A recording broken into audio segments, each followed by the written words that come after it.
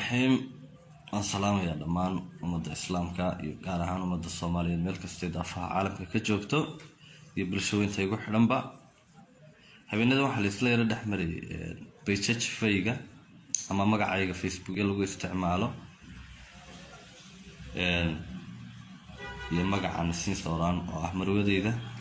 واحد ولا دونا لقوا سوقه